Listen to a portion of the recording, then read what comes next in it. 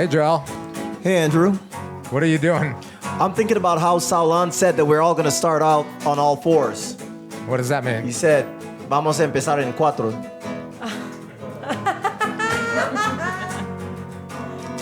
I'm not going to do that. This is not that type of show. This is a religious, political, we behave ourselves type of show. How are you doing? I'm doing amazing. You know, I think I'm a boomer or whatever that's called. I don't know how to put my phone on silent. I just see all these colors and I don't know what to do with this. What do you do, Andrew? How do I put That's it what on happens silent? when you're a nouveau riche and you get a brand new iPhone and don't know how to operate it because Honestly, all you've I had don't was know. a panela your whole life. What am I looking at right now? It's just all these buttons. Yeah, how are you doing? You doing great? Yeah. I've been doing great. Let's just ignore these two and me. You talk all night. They just here to make it look nice. How you guys doing? I don't know. Don't get me started, because once I start talking, I don't stop. I don't stop, bro. That's a fact. What about Andrea? How are you doing? Amazing. Amazing. I like that. Amazing. You stole that answer from Andrew. That's what he usually says. So, episode number 63 of the Colombia podcast. We've got two amazing guests who are going to introduce themselves after this beautiful song, done by the one and only, the cousin of Michael Jackson, Andrew Macia. The cousin of Michael Jackson. The tallest Colombian. In the world. In the world. Period. After Kenyo. Episode number 63, let's kick it off. But before we do that, everyone.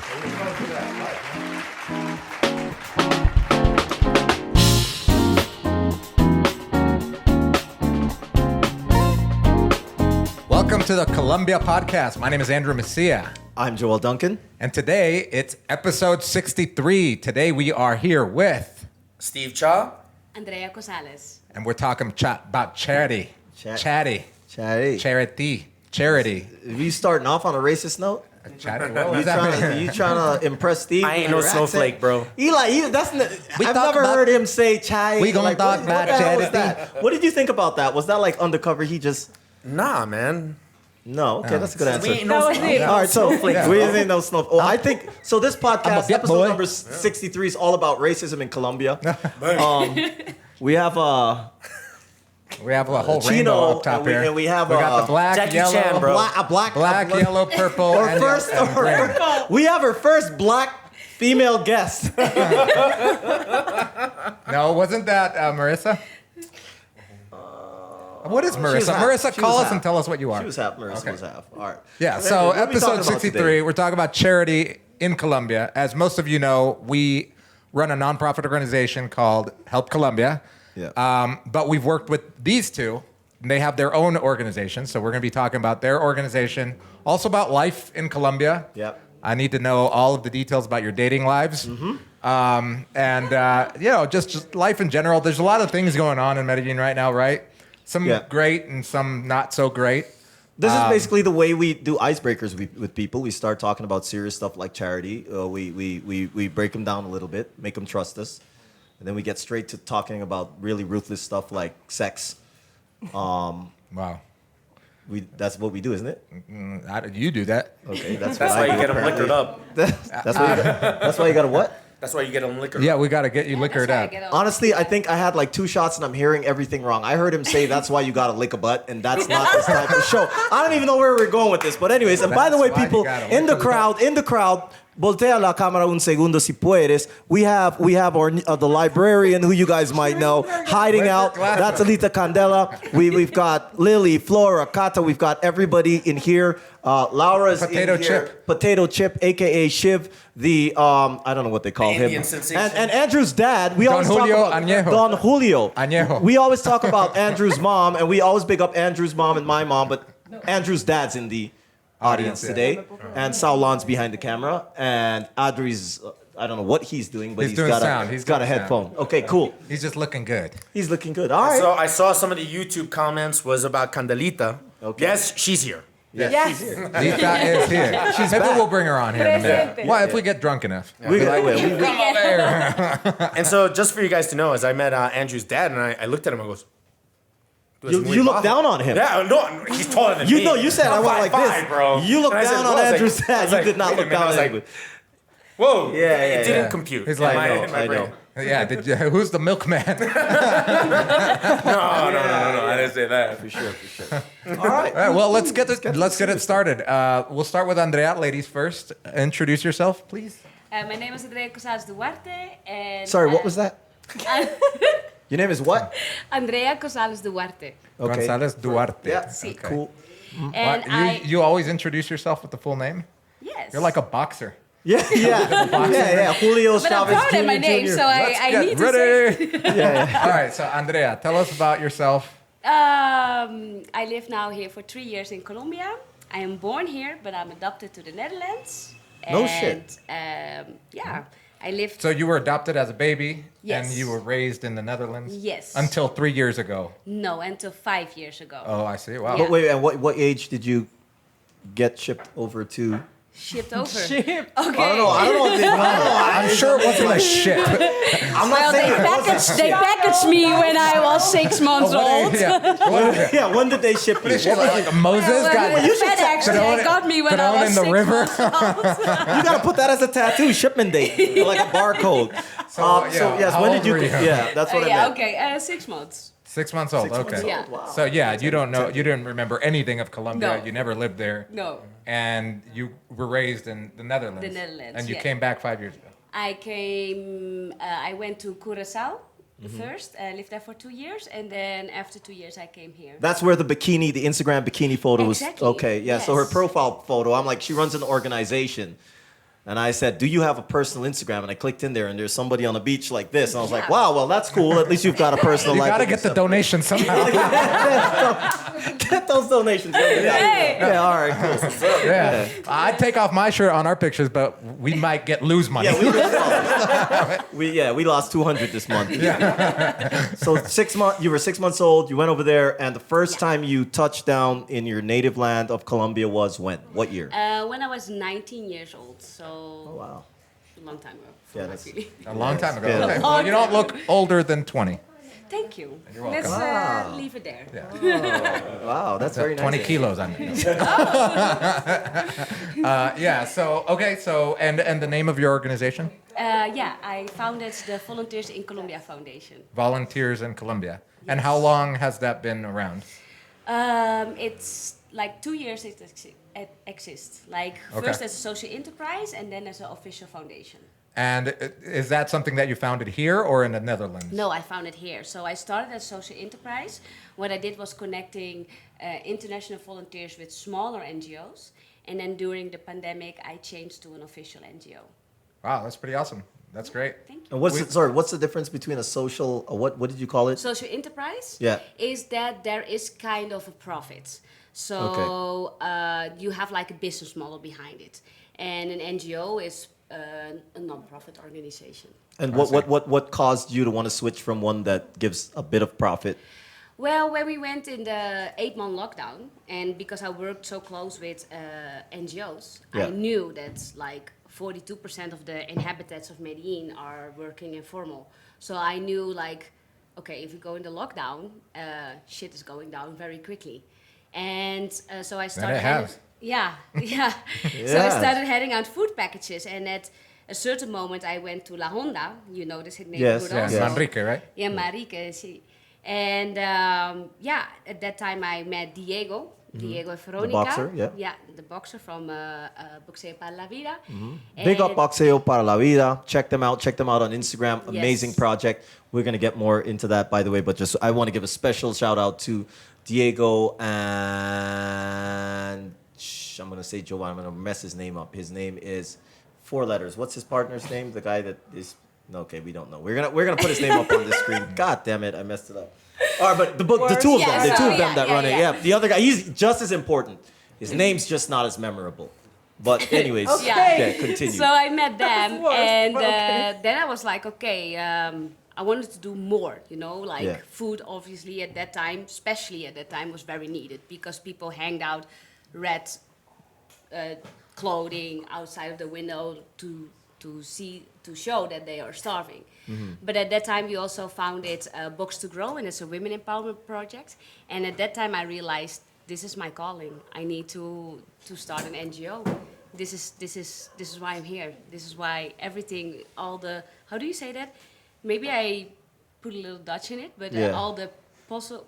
But as you know, All the pieces. let's say together. pieces. Let's say together. You put a little Dutch into it, right? Yeah, So let's say together. If it ain't Dutch, it ain't much. and if it ain't Dutch, it ain't much. So we're gonna put a little Dutch into it, no problem. Okay, So thank I'm gonna you. back up 1 second here because you mentioned a number. You said 42% of people in Medellin are what?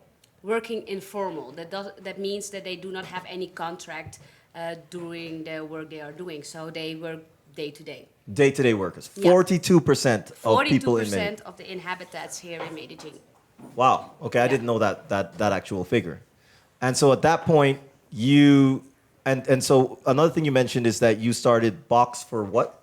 Box to grow. Box to Grow. Yeah.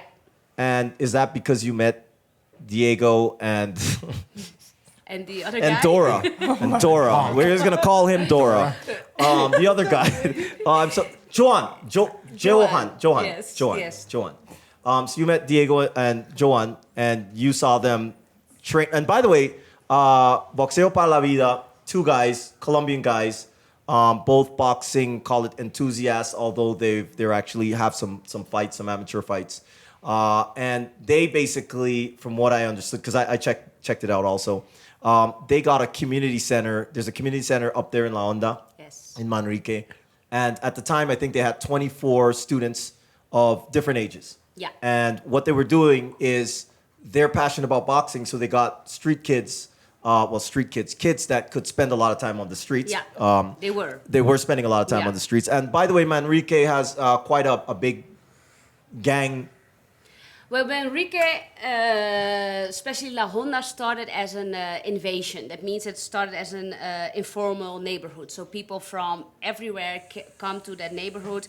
They start to build their own houses. Yeah, So like squatters. We call it squatters in English, right? Squatters? Yeah. So I think invasion is more like refugees, right? I think that's Yeah, exactly. in English, in American English terms, it's Yeah, it's like displaced. So it's Displaced, displaced. exactly. So it's a Yeah. refugee settlement, basically. Basically, yeah, but without houses. So Yeah. you have to make your own Yeah. house. Yeah. So Yeah. understand Out of this is whatever. Colombia has been in the longest ongoing war in the world. Yeah. It's 57 years Wow. and going on. Yeah, yeah. So they had a project, and I did a lot of sports when I was young. I danced a lot, and I went to a special school for people who wants to be a pro in their things they are doing. Yeah. And so I knew what sport brought me at that time. And when Diego told me about the project, I was like, that's amazing. Okay. And I wanted to do something with women. Okay. Because of the history, I'm adopted because my mom was in an abusive relationship and anything. So I was like, women empowerment. That's what I feel connected to. Sorry, I want to come back to that in a little bit. Yeah. Because that's, I mean, I don't know if you're comfortable with discussing that. am I really want to talk yeah, about no, I'm that because comfortable with over the years, I don't know, Andrew, but I've met many, and for some reason, it's always Holland and Germany are the two top countries. Yeah, I yeah. don't know why. You can answer that Yeah, because we'll I'm get sure to- you've done we'll that. get to that. But yeah, but and as adopted person Right. that was shipped at 6 months old, back opening. Via FedEx. Back by I was FedEx. brought to yeah, the I was brought. She was on the plane with Wilson, the little ball, when the thing crashed. Yeah. So all right. Well, there's a lot of questions there. That's Yeah, like so a many. loaded Yeah. introduction. You want? Let's move over to Steve. Steve is kind of like a local celebrity. I think a lot Yeah. of people know him. Yeah. I met him when we were partying and drinking and doing bad things. And but now he's doing good things. Tell us about yourself. So the first thing I want to ask is, Andrea, what is your Dutch last name? Your family name? Oh, Van der Leeuw. Let's all try to say that. Fanda- Wait, don't say it again. Let's see. Andrew, you say it first. Fandango. Okay, go ahead. I'm saying. Van der Leeuw. And I heard Father Leo. It is translated as from the lion. Oh. Oh, from the lion. Say the it again. lion. Say it again. Van der Leeuw. Van der Leeuw. Van der Leeuw. Yes, That's cool. You got it. That's nice. So my name is Steve Cha, and the thing that really drew me to Colombia was actually a bachelor party, and I was actually supposed to backpack South America for 3.5 months. So I convinced my friends and asked permission from their wives to have a bachelor party here, because I just didn't want to change my air flights. And I stayed here for 10 days, and I fell in love with it. And and ended up staying here for the whole 3.5 months. And my grandmother used to always tell me she loved Colombians, and I never understood it. And when she used to tell me is Colombia was the only country in South America that fought in the Korean War. Oh wow. And, yeah. Didn't know that. And you know that's why South Korea has such a strong relationship with Colombia. And I remember being a child, and my grandmother used to be like, I grew up in New York, and she'd be like, is he Colombian? Is she Colombian? Like, no, she's Puerto Rican. No, she's Dominican. And I didn't understand that until I came here, and I fell in love with the country, you know? And I ended up staying here for the whole 3.5 months, went back home, told all my friends, I was like, I'm done with America. I am moving to Colombia. Gave away everything, donated everything, and moved here. 3 months is what it took you. 3.5 months, yeah. Same about me, September to December. Man. And I did this. It actually took me 10 days. I didn't donate shit. I had nothing to donate. I sold Really? as much as I could, and I asked for donations. I was a foundation. I'm trying to front like I had things to give away. I had none to give away. But I'm also I took 40. everything. You were like in your 20s when you moved. Wait, you're 40? Yeah, I'm 40. Dang. All right. Yeah. Oh, we gotta make this about age. We gotta make it ageism. Asians like they age well, just like black people. But Asians hit a cusp. Like once you hit like 60, it's just like a steep drop, right? Like you look like a thousand. They said it's right. But it's true. It's true. It's right. We call Once you get to like a 60-year-old, Fighting martial like a arts turtle. next day So you're basically with saying the like cane. wait until your 60s because Yeah. then shit is going down. Yeah. No, it's Do officially everything. called the Asian drop, right? Is It's- it? Yeah, dude. It is. The In 2 Asian years, drop? in 2 years, you age almost 30 years.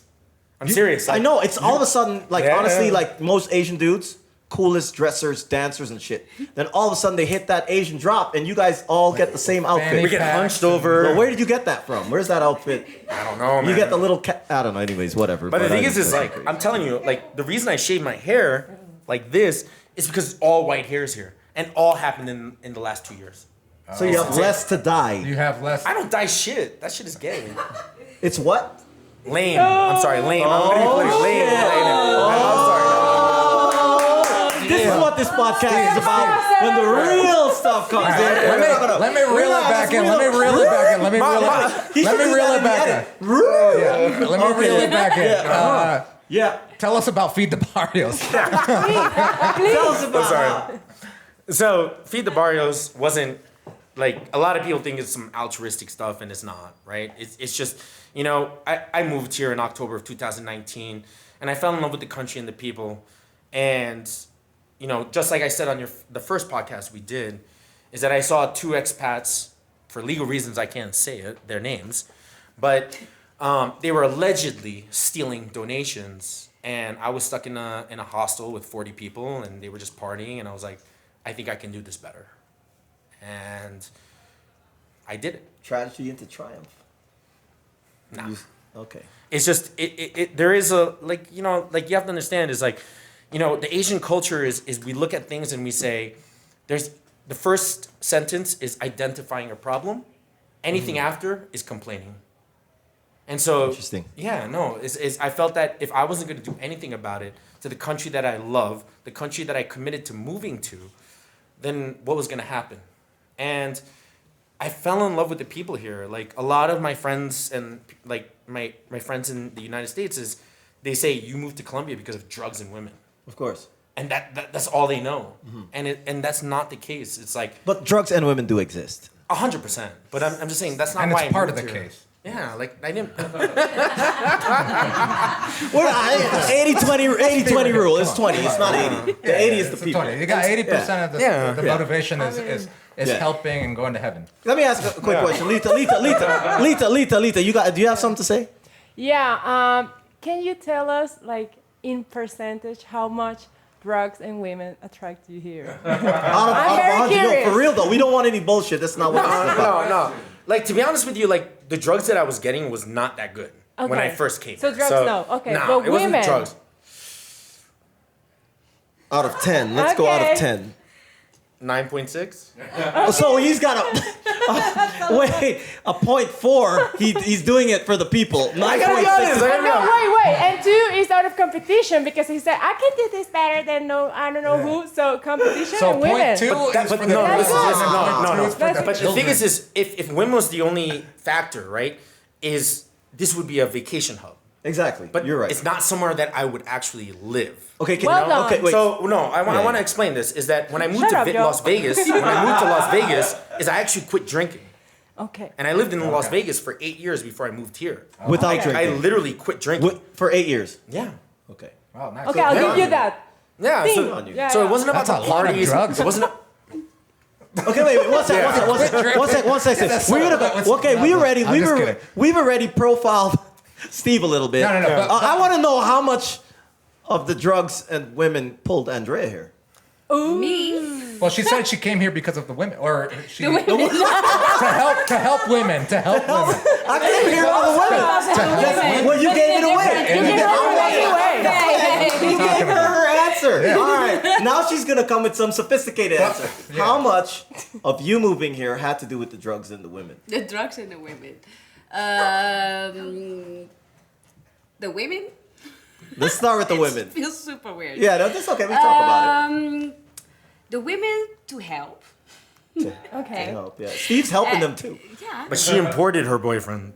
So that's not fair. like I moved with my boyfriend Okay. here, so that was. And he's Dutch. He's Dutch. Okay. Yeah. Percentage? I don't know, man. To help women, what is it? 80%? Okay. 80% of the Yeah. reason you moved That's a here. good reason. Well, was the because women. of the women, and then probably 20% was what? Because this is your like home country, and you want Yes, I wanted live to here or what? know my culture. So you know, Like- the reason I set that up is because I want the viewers to understand that you should not hate on Steve Cha because he's what is it 96.4. 90 whatever that was. She's 80. It's not that far off. They both moved here Exactly. to help women in different ways, Exactly. right? And so it seems like these foundations are. So I like numbers. I mean, I'm a on number. on a more serious note, Yeah. Steve, I know that you Feed the Barrios basically during the pandemic was giving out a lot of groceries.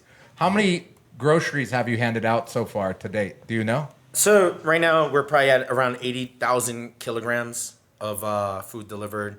Wow. Around 220 meals, and Oh, sorry, around what? 220 meals. 220,000 meals. Meals to like what? Like street workers? I remember you were doing that. And the No, homeless people. initially we started with just partners that would identify the people that needed it. Yeah. And I think I want to talk about that because I think we have this kind of like, I don't know how to call it, but this view of Colombians that they don't want to help each other. But I remember our first give is we went to Comuna 13 up in the hills, not the Comuna 13, the tourist area. And I remember we were trying to give out food, and a lot of the families actually refused the food, and they would tell us where the families that needed it were, and with the red flags, you know, and they were identifying it. So I think, yeah, food is easy though, you know? Yeah, well, it's not that easy because, like you mentioned, and I'll ask you this question the same way, is identifying who needs the food. And that was one of the big problems that we came across when we would get donations to buy food for, groceries for a neighborhood that we're helping. And then we'd go back in a month, and then the same people were in the same line. Mm-hmm. But the community has 1,000 people living in it. So those partners are an integral part of the equation there. We dealt with the same thing. We would go into these neighborhoods when we first started, and we started getting complaints from people that the community leaders were actually handing the food to their friends, family, yeah, and stuff like that. And that's just a reality, right? When there's scarcity, these people are not thieves or anything like that. It's just when there's nothing to go around.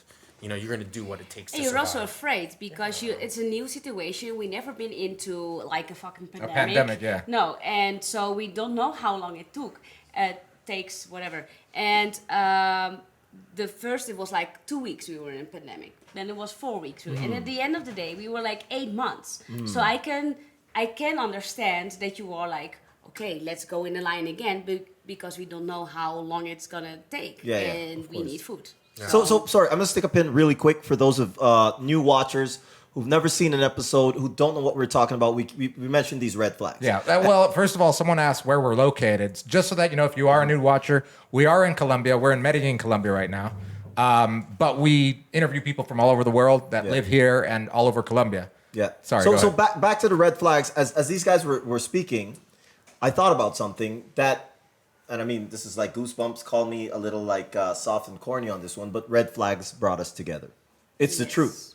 There's a lot of people that red flags is what, like the first album that I posted on Facebook was about red flags everywhere. I think that's what it was called, red flags everywhere. And we all saw the red flags. So back to the pandemic now. Laura, who's in the crowd here, and her sister Mariana and their cousin Julian. You know, Andrew and I saw them asking for donations. We gave a donation, and I went to photograph. Andrew went to lift heavy bags because he's a big dude. And but basically, this thing was like they were telling us, they're like, look, and we're driving through, you know, the lockdown. Like there's no one on the road, right? Like there was not supposed to be anyone on the road at that time. Yeah. And we're going towards Barrio, it was Moravia. Right. And we just see people on the side of the highway waving these red cloths. And then they would say, like, look, they are. Look over there. And we'd look up. And because these neighborhoods, and it's actually giving me goosebumps right now because I remember it like very vividly.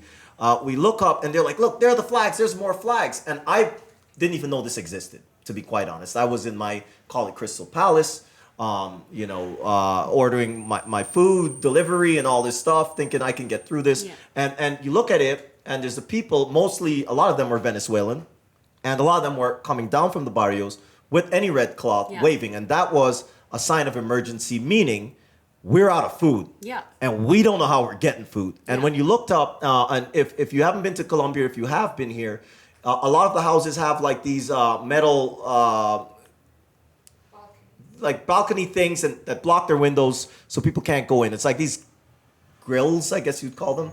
And in there, they would tie the red flags. Yeah. And so that was like a call for help. And that's how originally all of us started out giving these bags of groceries. It's like, how do we identify them? And by the way, one thing that you mentioned a really good point.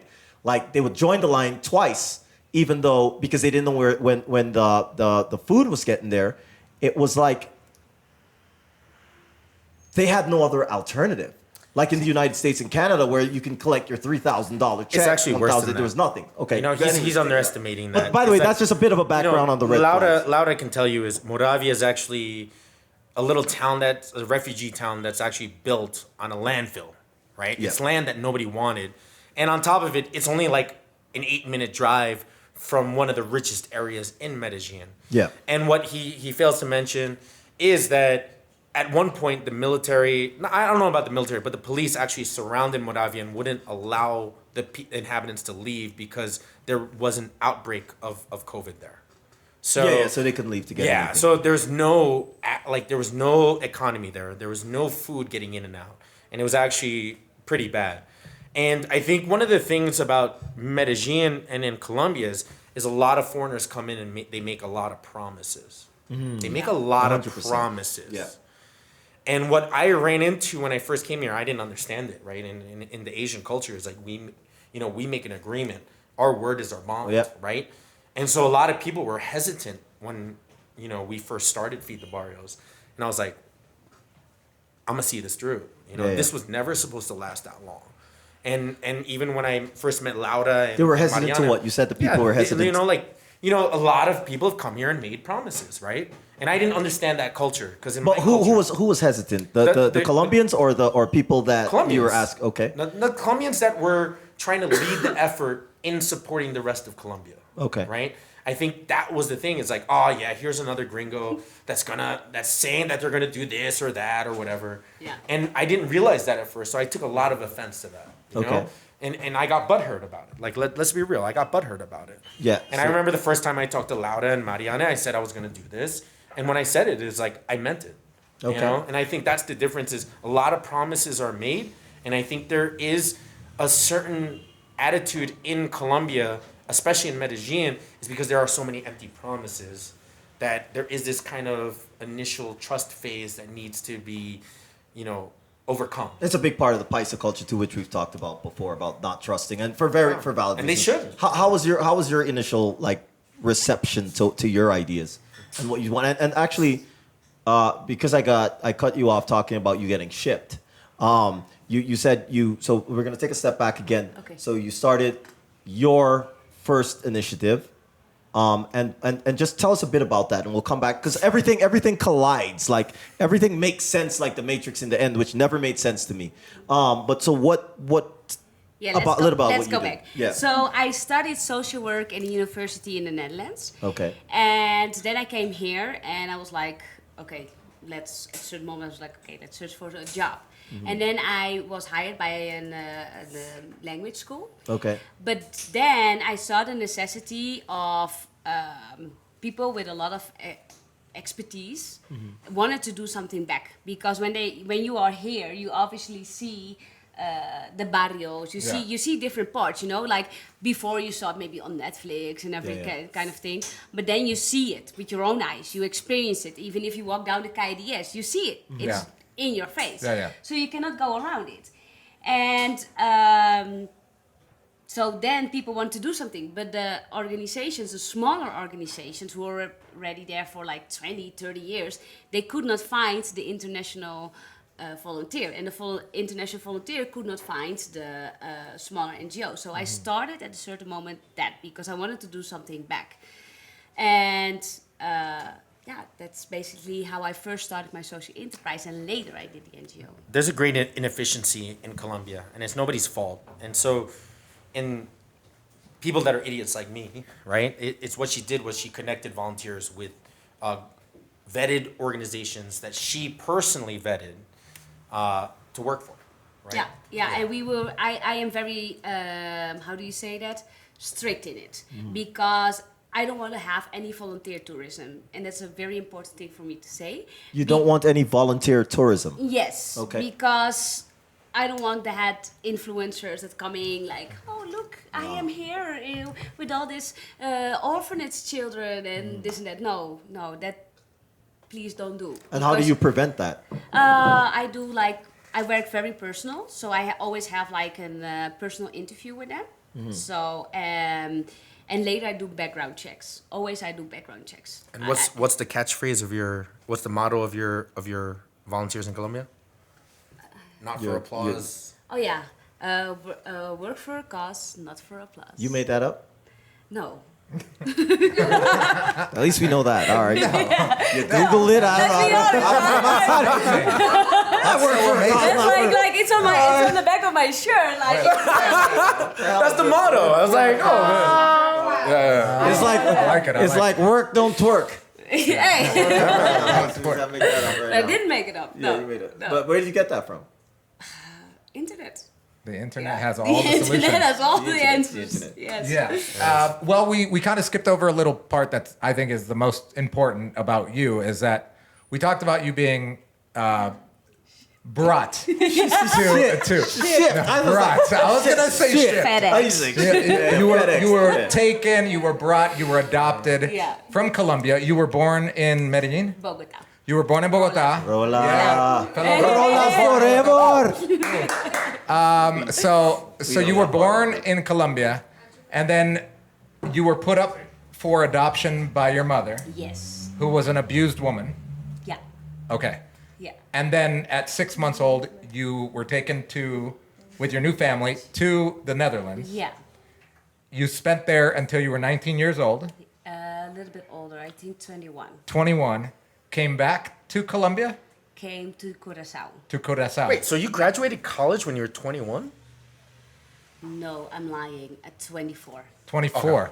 Okay. So the question is, do you know your biological parents? Yes. Yeah. Both? And I knew it.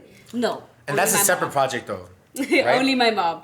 Yes, no, so Wow. before I ever was born, my mom knew already, like, okay, my mom, Gladys, she knew already, she escaped abusive relationship, and I, at that time, had already 4 brothers and 1 sister. And so she escaped, but that meant that she was literally on the streets, highly pregnant, with me in the belly. So at that time, she was like, we were in the 80s, like narcos time, like Right. big shit was going on here in Colombia. It's still going on, but at that time, like car bombs and everything, you know, like it was crazy times here. So my mom knew that she couldn't give any tools for me to provide a roof over my head or food, and a baby takes a lot of care. So at that time, she went into, already before I was born, into an adoption program. So even before I was born, she knew that I was heading up for adoption. And then you have like some rules. So when I was 6 months old, I was literally I was shipped from Colombia to the Netherlands. Yeah, Wow. but it was still like a little personal touch. It was very tricky because the guy, he shot a lot of, how do you say, lawyers and anything. So the whole lawyer system at that time was shutting down. But if you want to adopt a child, you need to have some official papers. Yeah. And they didn't knew if I could be up for adoption because the whole lawyer system was going down. So it was very tricky that day because my Dutch parents already received some information about me, and then I was literally stuck because the system was not working anymore. Wow. But thank God, things happened, and I could be adopted to the Netherlands. And I brought up in the north that nobody knows. It's not Amsterdam. It's a very different place. Weed is not legal there. It's legal. Is it farmland? It's farmland. So we had more cows than we had people actually. So very interesting for me to grow up there. Only the colored girl in the whole school. So it was an experience, but... We're going to talk about that in a sec. Is Gladys alive? yes. Big up to Gladys, firstly. First and foremost, Hi, Mom. that's a hard decision to make, Yeah. honestly. This is like the goosebumpiest, if that's a word, episode ever because I complain about some stupid shit. And We all do. He comes from land where there's more cows than people, and we're talking about the people that look like cows from Canada. That must have been a huge cathartic experience, right? When you came back after 24 years to meet your biological mom. It was a fucking roller coaster. And people are like saying like, how was it? I'm like, How dude, was it? I cannot even tell you. Yeah, Because like how can you express that? how do you express those kind of things? Like when I landed and I had like a talk, and she also helped me to find my biological mom. She was like, Andrea, you're back in your land. Welcome back to connect to your roots again. I was like, shit, yes, I'm back. happening, yeah. I'm not standing out anymore. And that was so strange for me because I always was that special kid on the school, you know, like I always was like the smallest one, the darkest skin, you know, like, and then I was like blending in. So the first 2 days I didn't met my mom at that time. I was like, is that my mom? Is that my mom? Wait, Is that my wait, mom? did they already connect? So sorry, let's take a step back because, and by the way, I don't know if Andrew did or you did, but when I was traveling, when I did my backpacking trip down to Colombia, I met, and I landed here in Colombia, I met quite a few people like yourself. And as I mentioned, either Dutch or German. And Yes. they were all here to meet their biological family or whatever. So is it like an organization that, like, how do you're back home, you're like, obviously, I think that's natural. People are like, okay, I don't look like anyone here. I'm shorter, I'm darker, whatever other difference is, so I want to know where I'm from, right? At that point, what are you doing to, like? Did you reach out? How did that process start? In Europe you can only reach out as the adopted child, so never the family can reach out to you. All the adoptions are closed. Okay. What makes it also very messy, and it was like a lot of scam, happened a lot of child trafficking, and like, to be honest, maybe the numbers are even 80% that will be child trafficked. So like sometimes the Currently, or are you talking back in the 80s during the I'm narco talking time? about my time. Now Okay. the international adoptions, as I was shipped, Shipped, yeah. not existing anymore. You should get a UPS tattoo or like a FedEx or something, I then know. explain backwards. I know. One time I was on a podcast, and but Yeah. continue on that because that's really. So it was like a lot of illegal stuff was going on. That have been said, the way things I experienced was quite positive. So my parents could never hide the fact that I was adopted. Because they're white as snow. You like a little, Trust me, you're trust. coming like a little ink drop in a milk bowl. Mom, are you sure? Yeah, Mom, are you sure that's my dad? But you just get colored because of the sun. You like the sun so much. No. She loves the sun, little Wait, so Andrea. did you speak Spanish before coming here? No, I was 6 months. No, Did no, you no. speak any language? Yeah, but that's why. But now you speak Spanish. I speak now Spanish. Wait. You just learned 3 years ago? Yes. I gotta think about my game. No, I Steve I'm Jobs. talking like I've been here 2 years. I barely speak Spanish. At least the Spanish is in their blood. It's got to be somewhere in some sort of You DNA. think, but it's very far away. I'm competitive. I'm gonna learn Spanish in the next You 6 months. I'm competitive. Like Andrew, Andrew was adopted by his parents. And no, but he grew up speaking Spanish in his household. Yeah. And he Yeah. says his mom still Speak Spanish. speaks Spanish. Yeah, like now, 100%, yeah. You grew up with like 8-foot parents. Only Who speaking speak- Dutch and English? No, we speak Frisian at my house. You speak what? Frisian. It's like a Frisian, that sounds different- like a new type of rap. Yeah, okay, I'm gonna Let's go, yeah, explain break this what is down for us. Frisian. Frisian, we only speak in the northern part of the Netherlands. And for example, how are you is in Dutch is hoe gaat het? Is what? In Dutch So let's is hear that. hoe gaat het? Okay, who had it? Who had it? Hoe gaat het? And in Frisian, Yeah. my first language Language. I have speak, it was like hoe gaat het my day? Who See, gets it, basically, my dad? My diet. Gets it? Who Who's gets got- it, my dad? Who's got my diet? You got my diet? Who gets it, my dad? Who That's Frisian? okay. So you had to learn 2 languages when I you grew up. know. I know. But It wait, was so who like- speaks Frisian? The Nobody. cowboys or the the cows. The cows. Who the hell? Who passes down Frisian? Well, back in the days, Frisian was a big country, like the I don't know, the Vikings and everything. It's the how do you say that? Germaantaal language. I have no clue, but Vikings? you're like the first Colombian Vikings? Viking. Vikings? Yeah, The- yeah. We got like the Andrew. Who would have thought we got the first Colombian Viking on our phone? Hey, big up to us. Viking in the motherfucking world. By the way, this is why Americans don't travel. This is my theory. Yeah. It's because whenever I travel, I meet people like kids my age, and I'll be like, I speak 5 languages. I'm like, I speak 1.5. Kids? Kids? No. This is when I was backpacking. Wait, what kind when I of was kids? backpacking. Cabbage When I was, Patch in my, Kids? when I was 20, 21, 22. Like when you go to Belgium, they freaking learn 5 languages in their school. It's like English, French, German, Finnish, and some other and whatever, Frisian. Belgian or something. Frisian. Frisian. I got it. I got it. You got it. And that's why it's like I'm like, wait, what? And I'm just here. I speak English and 50% Korean, 1.5. You know, and I really think that's why Americans really don't Yeah, travel. but come on, like the Netherlands is super small. Like we need to learn different languages because we. everything's you guys are attached by other countries. Yeah, it's So- like it costs you 2 hours and then you're out of the country. I watch a lot of YouTube motivational shit, but this just motivated shit out of me. We have a Colombian girl, sort of practically born on the street. Technically, you Yeah, could have been born on the yeah, street, yeah, could- shipped over at 6 months, Shipped over. forced to speak some language called Frisian. Yeah, nobody heard of me either.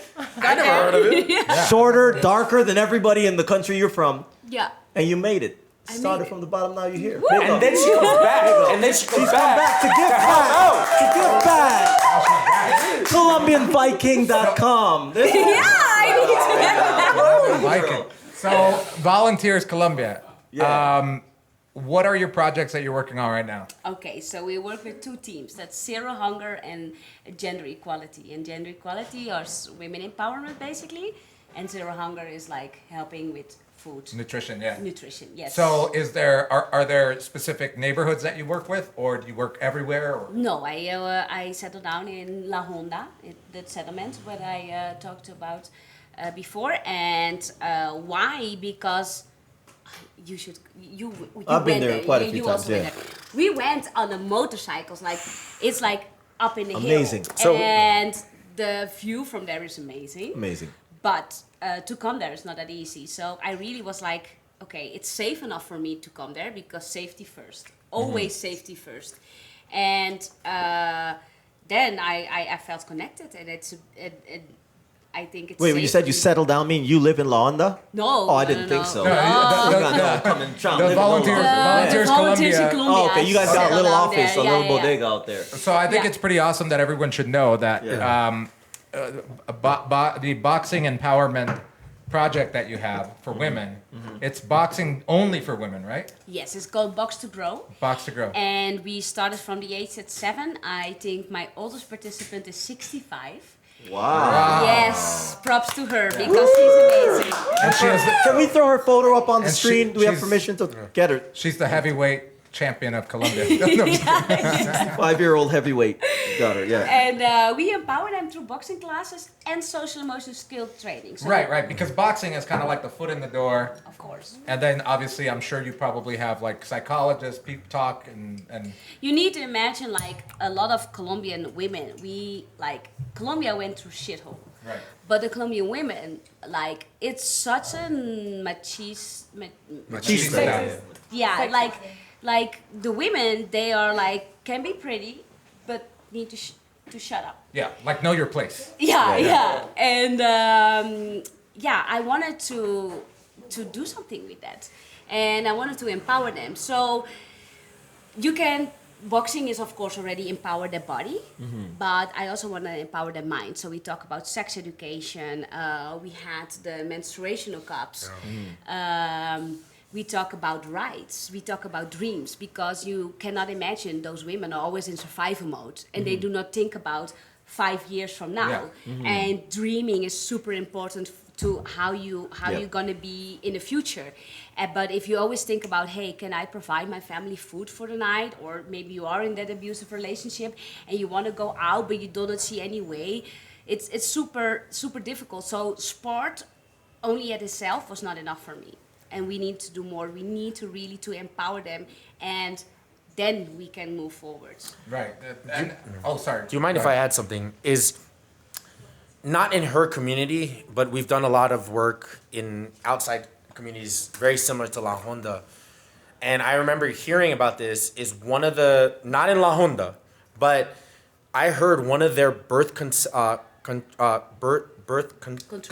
control methods was when a man, ejaculates inside of you, is you stand up and you drink that was a in warm. La Honda. Oh, was it in La Honda? Yeah, I told you about Yeah, it. you told me. You Oh. need to drink Coca-Cola. A warm Coca-Cola. It helps. That was Stand up and drink a warm Coca-Cola. So you stand up, let the ejaculation run down your leg, and drink a warm Coca-Cola. Yeah, a liter. Dang, I gotta buy A liter some Coke. of that. So that's their idea of birth contraception, right? And when I heard it, I was like Cheaper shocked. than condoms. Yeah. gotta buy some So Coke. the thing What if it's like Diet Coke? Doesn't work. Doesn't work. doesn't It has to work. be It's a only full Coca-Cola. blown- Sprite. You get the Sprite. You're like, motherfucker, get a Coke. right, That's So true. that's just to put it in hardcore, that's perspective. hardcore, yeah. That's to put it in perspective for you guys on why sex education is It's so important. yeah. Right? Yeah. So step backwards. Actually, about that time, when one of the reasons that I was called or drawn to Boxeo para la Vida was the fact that I started boxing. Because he couldn't And- fight before. Because I couldn't fight. He used to get before. beat up I every couldn't- day. Got beat up every day, and I started boxing. And actually, you said that it was more about just the body, empowers the body. But I didn't know this, and people started telling me, "Well, did you know that boxing is the most technical mental sport Yeah. in the world in terms of what the processing? It's all mental." Yeah. And I didn't understand. I'm like, you're just punching some stuff, but honestly, it does. There's a trickle effect, in my opinion, that as when I'm training boxing, I eat healthier. I begin to think healthier. I want to wake up earlier. I think about what I'm doing the day before because I know I got to train. And all of that has this like snowball effect, right? And I think for a lot of those women, many of them didn't have even what we call a discipline, something that they do consistently X number of times. Their life's just you wake up. Yeah. And then you exist. And Yeah. we saw it. I've seen it around Colombia. I was just in La Guajira with our foundation, Help Colombia. And I was there going like, what do these women do? They are literally being popped out to make babies. Exactly. And I don't know what else. Like, because they're like, for example, La Guajira has nothing. Well, it's a whole other conversation. Yeah. But like to get abused because you were talking about Lloyd, and you said 42% of people are day-to-day income. And of those 42, I wonder how many are men and how many are women. So we're talking about a very low percentage The that are gender women. gap is like insane. It's Like, insane. I'm not sure if I have the numbers right now, but I knew there was like a 37% gap in like for women to find the same opportunity, find work. And even if I have the same opportunity, even if we do the same work, I earn less. Of course. So it's insane. It's Yeah, insane. and a lot of Yeah. people think, and again, the gender gap is closing slowly in North Whoa, America. whoa, whoa. No, wait. America, Let me stick a pin in that. In North America, right? So Imagine it's- they're just barely. they're closing the barely gap. closing. Imagine places like this. But people like us that come from, call it, privileged places like North Exactly. America and Europe, whatever, assume that places like here it's the same. Oh no, equal pay, equal whatever. Let's just take you back 50, 60, 100 years. Yeah. It might sound like a little like crazy, but it is the truth. And we also assume that they had like the same of opportunities. Yeah. And that is, I think, a very important thing I really want to say. Mm-hmm. Like people sometimes say, they don't want, like even if I give them the opportunity, no. Yeah. Because you are thinking from your brain. Your perspective, But you can never understand what they have been going through. If you are like, I just did an update about teenage pregnancy. Like it raised with 22% I saw that statistic. Yeah, and I was so mad. So say that again. What's the statistic? From the last year and then the last half year, we raised here in Colombia with 22% teenage pregnant, like the girls under the 14 years old giving birth right now. And it has to do with It the has pandemic. gone up 22%. It has gone up And to also Girls poverty- under the age of And then 14. 14. Yeah, and that was also a statistic that came out together with the fact that over 45% of the population is now living in poverty, meaning under the minimum wage. Yes. And the minimum wage is less than $200 a month. And rape went up the last 20 saw it, years, tripled. Wait, so Fucking I want some of these facts out there, and maybe we can in the edit throw it up there. Yeah. But you said 45% Over, I think it was like 46 or something. of the country. Of Colombia. So we're not Yeah. even talking about Medellin. But we Is- have to talk about the price of condoms. That's why, right? There's been studies done in no. Yeah, I'm if serious. you're making, I'm serious. imagine if I'm 46% serious. It's the of price the of population condoms, right? is making But wait, before you go to $2 the a price, day. wait, say that stat and let's go to the price of condoms. Yeah. 45% more or less of this country lives below the minimum wage. Yeah. Right, yes. The minimum wage being Under about poverty 900,000 line. pesos. Under the No, poverty line. it's less than that. So No, it's, 800,000. no, it's under the poverty the line. poverty line. So that means that you earn less than $1 a day. Yeah, that's 45% of Colombia earns less than $1 a day. Yeah, that's under the poverty line. Yes, absolutely. And so, how much does a condom cost? Yeah, a condom costs like, if we put it in dollars, we're talking about like at least $5. Hence For- why for the people drink packet. Coca-Cola instead. Absolutely. So a Coca-Cola costs like, maybe $1. So I save up for a day and buy a Coca-Cola. Yeah, and I think it's That's why you're not pregnant. I think we take a lot of things for granted, and so I think that's the most important thing. And I want to reiterate what she said. It's not because they want it. Yeah. It's because there are no sexual education programs. There are no things. And like when we look at what's going on in the world, it's like Scotland was the first country ever to make all feminine hygiene products free. Yeah. Because Wow. you know what I mean? And listen, I'm not a liberal lefty, man. I'm far from it, right? But the thing is there is a taxation on women, right? And feminine products is one of them, Yeah. right? And also condoms, right? When you look at a country like India, they did not attack female condoms because in India, these female condoms cost almost $2. But they didn't attack that problem until HIV started spreading to the masses. And what they found was the truck drivers were spreading it to the suburbs. Yeah. And once it started hitting the middle class and everything, they were like, we need to start dispensing When it started condoms. hitting the middle class. And not condoms, female condoms, because Yeah. men refuse to use condoms. Yeah. And female condoms are way more expensive. Yeah. And so the thing is with a combination of sexual education, free, contraceptives, right? I think we could actually Make a difference. Make a difference. I've got a right? question for you, but let's take this shot first. Yeah. Another one. Speaking of female condoms, in the middle of the Speaking of, podcast, yeah. let us at the Colombia. Yeah, let's. Oh, wait, that's Hey, Andrea. sorry. That's Hey, but Yeah. But this is less, so Yeah, let's yeah, change. so- this is the only podcast in the world where we Cheers. talk about female condoms cheers. and poverty Shots of lines and take a tequila. shot of tequila. God bless you all for watching and listening to this. Totally forgot my question to you. No, I'm just kidding. No. So I remember that when I first went out with you guys to feed the barrios, to go give groceries out in Moravia and other neighborhoods. The name of the company or the name of the nonprofit or the organization was Feed the Barrios, but I know that you are going through a transition of a name now. Can you tell us a little bit about that? Well, so the thing is I only called it Feed the Barrios because that scumbag, right, who stole money, actually called it a name very similar, right? Similar, okay. Support the Barrios. So I didn't want Barrios to be associated with something negative.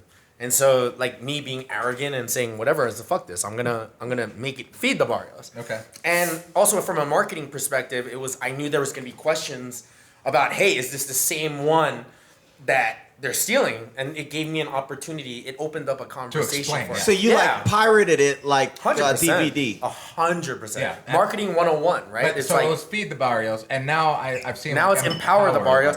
And the thing is let's be honest, right? Like, it's like I haven't really done much for Feed the Barrios since September. So Mace, who I met through Andrea, right, is the acting executive director. Like, on our first podcast, I told you I'm not passionate about food. I thought he turned his life to Christ. No, Dutch people are not religious. Oh, you It's said 99%. You said Mace? Mace. Yeah. No, Like mess. Puff Daddy and Mace? Oh, yeah. Oh, what were we talking about here? Mess. Mace. Oh, I don't know how to pronounce his last name. Mace is I'm that sorry. guy that Okay. used to rap. Mace. No. Let's put his face right here. Let's put his face right here, Mace. Welcome He's a back. Dutch guy. Welcome Yeah, he's a back. Dutch guy who I met through Andrea. I was like, how the fuck right? did you make Mace? And I don't know. Okay, take him I from don't New York. know. Okay, cool. Yeah, But it's- I was working with Mace, Yeah. and Mace, he wanted to do like a lot of like with food. Yeah, And I yeah. said like, hey, that's amazing. I know the guy. I know the guy who's gonna focus more on that, and that was Steve. Yeah. So we had like a meeting, and then later I said like, hey, I think you are 100% fit for Feed the Barrios. Wow. See, it's an ecosystem. I think honestly, it's an ecosystem, and I think that's I should just tattoo the word ecosystem. But it's honestly, they say your net worth is your network, or your network is your net worth. I feel like maybe Medellin is just really small. You called where you speak Fleshes or whatever the language is. Frisian. Frisians. Flashes. Small. I can't. Flashes. Whatever. But this. Kick him. But this is like really small. I know. It's like it's amazing, and I talk about this, and we're gonna come back to the serious stuff in a second. But one of the most beautiful things about living in Medellin is the fact that, today we said, people, there's a podcast right now, and here they are sitting, Yeah. right? Hey! We're like, To the audience. let's get together and give out food. Next thing you're like, oh, we give out food, boom, and you're together. Yeah. That's something that I don't know if it happens in other places, but like, and maybe there's other people that we haven't met yet that are giving out food bags somewhere or answering like red flags or, responding to those. But I think it's one of the most beautiful things about Medellin is like how collaborations and this type of thing happens. Yeah. And so if you want to come here, and I tell a lot of my friends, I'm like, man, I am extremely blessed to have come to Medellin because like just even meeting my spouse Andrew and everything. What? It's yeah, Jaya, you got it. It's part of the city. Yeah. It's like we end up being business partners, best friends, all of that because like we just happen to like meet and get together just like this. And this is how like things keep going. So by the way, and the point to that is, if you want to be our best friends, we're looking for friends. No, but if you have a foundation out there, Tired you're of giving Joel. out. I need a new friend. But that's the Single for thing. 9 years every You know what I'm day. saying? Do you know No, what I'm hold on saying? one second. I'm- Like, we have Manny Bros, right? Wait, what? Manny Yeah. Bros. Oh, that's a right? good I know. segue. Shameless plug. No, it's not a plug. No, it is a plug I didn't realize because, like, it donated. before this happened I didn't realize that the owner of this was Dan Cardiff. Like, I remember Dan because Yeah. when I first came here 3 months ago, I went onto the Medellin expat groups. Yeah. And he actually replied to a lot of my messages, like my posts saying, asking questions about stuff, right? And I've like, there are companies like this that want to help, Right. Yeah. but they just can't trust the organizations here, right? And trust is something like, I'm not talking about people are malicious. They're just Yeah. not transparent about stuff.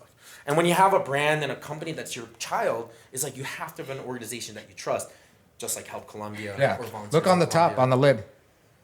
Ooh. Yeah, it says, See?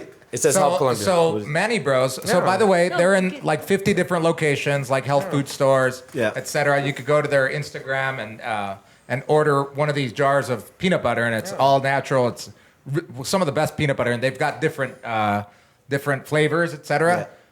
They donate all of September. They donated for every bottle that every jar that they sold, 1,000 pesos. Yeah. So and they're going to continue this month. So big shout out. Big shout out. And what's your slogan of your organization again? Okay, Say your okay, slogan. okay, Yeah. let Oh, me- you're gonna get up. Okay. Oh, you're gonna turn What is around. it? Work for a cause, not for. And I think, We're working for and I honestly believe that Dan and Sean from Ihamiya, owners of Manny Bros, they work for a cause, not for applause. Yeah, Because absolutely. I have invited these two motherfuckers to this podcast. many a For time. many times, bro. We take them food. We buy extra cookies. You know, it's to the point where I think they're wanted in New Zealand Yeah, for something just because they don't even want to be on camera. They don't want to be on camera. They're working for a cause. It's different now. Like there's so many people that used to help me in the Medellin expat groups. Yeah. And like I ask them, I'm like, hey, why aren't you like kind of like active in it active. anymore in it? And they're like, because they're all a piece of shit. No, I'm literally People I'm in the serious. groups. Yeah, in the groups. And I'm like, wow, like I feel like I got in right at the right time. It's 'cause Excellent. Wait on that because I know what I know you No. receive some of this shit. Have you ever received? Because you are, in my opinion at least, working a UPS girl as a UPS girl. You are working for a great cause. You're working for a great. You do great work. That's my opinion. Do you ever receive hate from people here in Medellin, or you criticism, right? Yeah, hate. You know. Do I? I'm not sure. I'm not focused on that, to be honest. So you just you close your eyes, you don't see it. It's not that I close my eyes and block it. Like I don't want to deal with it. I have 10,000 things to deal with, and But do you? that's But not one okay, of them. so you post something, right? Yeah. Actually, and it's quite interesting because everybody has, and I ask you this for a reason because, so we've talked about it. We rent an Airbnb or two out online, and some group called, and I don't want to. I'm gonna give you guys promotion. I don't. I'm gonna fuck it up anyways. I'm like, it's like Conciencia Colombia. Yeah. Like they did a follow, and then they just started like putting comments on the Airbnb, like on the Instagram thing, saying in English, perfect Yeah. English, Yeah, yeah. stop gentrification. Stop what? Gentrification, I don't know what it gentrificación. is. Like stop turning areas into modern areas and like stop taking Low the income. culture, stop culture, killing the culture with your shit. Okay. So they viewed our property as hurting Colombia because we were foreigners bringing something that's nice to Colombia. But And- sorry to. No, go ahead, go ahead. That's what I'm getting at. That will motivate me because I think, okay, I'm seen, I'm out there, people see me, Yeah. and I'm doing my thing. And if it scares you, that's on you. That's not on me. Yeah. Oh, You if it guys scares know. you, that's a great way to look at it. Yeah, but This is you serious. guys know what you are doing. Of course. And you are know that you are the real deal. And that is someone else's problem.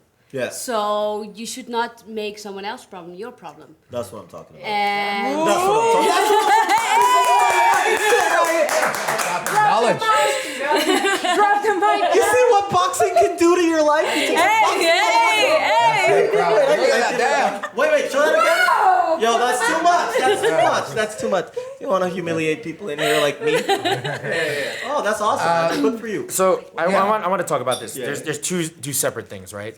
There's two separate conversations. It's like foreigners buying land, right? So if I know a lot of the landowners here are Trump supporters in America. I have no issues with that. How the hell do you know that? How do you know that? A lot of them are. My Yeah, friends where do you get your a lot of my friends friends. from? I know a lot I have of no owners. issue with that. 70% of my friends are Trump Wait, this is supporters. not. Hey, by I the mean? way, disclaimer. This is not me and Andrew. It's not him. Andrew, It's me saying it, right? Yeah. Okay. So I'm gonna say this. Yeah, is Andrew, I want Wait, before you come, we're gonna come back to that. You are gonna stick. And what are you? 70%. Yeah. No, I'm assuming. 70. No, I'm assuming that most landowners are probably have money, so they're more conservative. So Absolutely. they may not be Trump supporters, but they're probably Republican. How did or he get to conservative. 70% though? No. He got I to said 70%. 70% of my friends. Oh, small our business. Trump supporters. Yeah, And you got like a 100%. spreadsheet And it has of all nothing your to do with friends? racism or anything like that. I want to say this. By the way, I did not vote for Hillary Give Clinton. me the spreadsheet. I did not vote for Hillary Clinton in 2016. He's throwing his dirty laundry out here. It's Nah, not I didn't vote for Trump either, though. Oh my I didn't vote for God. Trump either. Okay. So Who I'm did you telling vote you. for? For that porn star? You're not Gary gonna Johnson. Get, Gary Johnson. you're not Gary gonna Johnson. get. You're not gonna get the black vote, meaning mine, It's all because good. you said that you voted for But listen, Obama. if I shift the conversation, you're from Canada, and they said in Vancouver the Chinese people are buying up all the property, and it's It is impossible. true. And it's impossible for the locals or the millennials to buy property or to be homeowners. I don't give a shit about the millennials. All right, that's what I I'm don't give a saying. shit about the You can understand millennials. why they're upset. Okay, Why sir. can I understand You why don't they're? understand why Wait, they're upset? I don't understand why they're upset. So the thing is we're gonna get into something political, and I'm just gonna say, it's So like, no, listen, don't like, make it political. Yeah, Let's no, talk. Let's. And this is great because this. Wait one second. Yeah. One second. Because I want Andrea to weigh in on this because she grew up on a farm, and it's a different perspective. You know, and yeah, Andrew grew up in like South Central. I don't know where the hell. No, he but grew the up. Netherlands has strong laws protecting other countries or non-citizens buying properties, right? And so the thing is when you're living in Colombia, and I'm not saying that there's anything wrong with foreigners buying property here. I'm saying is when you live in a country where it is a tourist destination, is you need to protect the local economy. Also, Who the determines when it's a tourist destination, and when is that point? I don't know that. I'm not saying that, right? But I'm trying to put it in a context where New York City, Sydney, Vancouver, Toronto, literally, the price of real estate has gone up double, triple in those areas solely because of Chinese investments, right? Correct or not? I'm gonna come to that. I'm not saying it's correct. I'm or just not. I'm gonna saying give my opinion on that. I'm gonna put it on. I'm gonna put it on the record. Wait. But I'm gonna ask the country girl The country. because it's happening here. It is. It's happening here. It is. Meaning that if I right now bought this apartment for 40% more than a Colombian can buy it for, it technically pushes the price up for everything else. Yeah. Is that gentrification and destruction of a culture, and should it be stopped? Is it? I'm not sure. Like, yes, on the one side it is because, okay, for example, a different thing. I go up always with motor taxi to the project. Yeah. And first it was 2,000 mil, and then it was 3,000 mil, and then it was 4,000 mil, and I was like, wait a second. In the 6 months I am going there, no, 9 months I am going there, you raise your prices that quickly. Why? And then I asked like one of my participants, like, it's now 4,000. It's more expensive than the bus, and we're talking about nothing. That aside, and then she said, no, for me it's still 2,000. So, do you raise the price for the locals, or like I'm second guessing that a little bit, like is it the gringos who only get that price, or is it also the locals? But I live Right. in Well, Las that's Vegas. actually a very good point because we talk about on the forums and on the Facebook groups and all that about gringo pricing. Yeah. So it's like, okay, gringos come here with their dollars, and they want to pay what the locals pay, but then they get gringo priced, and they buy a property overpriced because the Colombian took advantage. Because kind of let's talk the truth. Thanks, yeah. Paisa culture is to take advantage. Yeah. Literally, that's how you are It's raised. business. Is business, but you want to take advantage of the other and come out on top. I want to tell you guys about a sad truth, right? I lived in Vegas for 8 years. It's a And sad guess what? truth. And guess what? And guess what? Is every restaurant on the strip, if I showed my Las Vegas ID, I got 20% off. And I never paid, unless it was a big weekend like EDC came into town or something, I never paid to get into a club. And on top of it, is if I tipped the waiter or something or the person that I knew $100, is I never paid for a table, because the rule is until they sell that table, I get to stay there with my friends until they sell that table because they want to make it look full. So the gringo pricing happens everywhere. Yeah. It's just you don't understand it, right? And I'm gonna tell you that living in Las Vegas for 8 years, right? And also I want to say that this has nothing to do with Feed the Barrios. This is my personal opinions. Hide it. And, Hide and, it. Hide the logo. We black out the logo. Nothing to do with it. like all these opinions are mine, and you know what I mean, like And so I just want to say that gringo pricing happens everywhere. It does. It does, man. Like, and to sit here and think that it doesn't, I don't wanna call you. Can I ask you? Can I say this? Immigrant pricing. Immigrant. Let me. Immigrant pricing happens everywhere. There's a wait. Yeah. Fuck you. Tourist Hold on. pricing. Fuck you and your gringo pricing. Yeah. Firstly, if you're willing to pay the price that I put there, good for you, because that's what business is. Yeah. But secondly, let's not talk about this gringo. Oh, gringo immigrants. My parents are immigrants. Andrew's parents are immigrants. I don't know if your parents are. Are your parents immigrants? Of course they are. Think I'm fucking born in America? I know I was born in America. I'm sorry. My parents were. Well, you I don't could've want to been talk about the second FedEx generation. girl at all, because we big up to Gladys, by the way. Big Gladys up. Knight. But immigrants, you gringo, fuck, if you are talking trash, immigrants pay a very big price to move from one country to the other. Yeah. They work the jobs that you don't want to work, and they go through a whole lot of shit to just get their next generation one step forward. So don't talk about the price that they pay. If you want to talk about gringo pricing when you come to Colombia, talk about the pricing that they pay. Talk about the pricing above of the gentrification. I understand those people to a certain extent because they're paying a price, right? So don't you know what I mean? Just be like, Well, I mean, literally, the people that complain on those forums are just people that can't afford to pay the gringo price. Gringos that are broke in their own country would come here to take advantage of a lower price and then realize that, But they shit, I also got do dollars. it. They do it by themselves. It's like, oh, that's nothing. Yeah. But that is something. It is something, yeah. Because there is like an exchange in things. Like, okay, this is a taxi driver. He drives me there, and if you, and that's what I'm saying to my volunteers. I'm like, sorry, but do not pay the motor person, the motor taxi, 10,000. Yes. And even if you want to do it, you are going to screw first the local economy, because you're going to screw them because they think, oh, next time I'm going to only go up for 10. But also you screw yourself, like, because you are doing like, that's nothing for me. You know, like, and in the end, it's going to be something for someone. Like, how do you decide that it's... So yes and no to a certain extent. And again, I encourage anybody to comment on this if it's not with hate to me. Or because me. I won't read it. Or me. Yes, I will, and I will cry about it every night. But here's another take on that. There's a woman. Her name is Doña Norladies. I call her Chuck Norris. And Andrew calls her Chuck Norris because it's like she's the Chuck Norris of cleaning. Yeah, she's very good at cleaning. She cleans like I have seen like the passion behind it is unbelievable. Like as a person that's an employee, it's unbelievable. When I worked for a big company in Canada, and I was that Doña Norladies in the company, they gave me bonuses. They gave me amazing bonuses. Every month I would be going up on a stage and just collecting money. To the point where I mentioned it on another episode, they said, oh, Joe Obama, you're up for a fucking award. So they just kept throwing money at me, right? And I felt great about it. So Doña Norladies comes here, and she charges $70,000 for the day, which is technically an 8-hour day. And Doña Norladies is here working 14. So I say Doña Norladies should be making minimum double. But I back it up a bit. Is she darker skinned?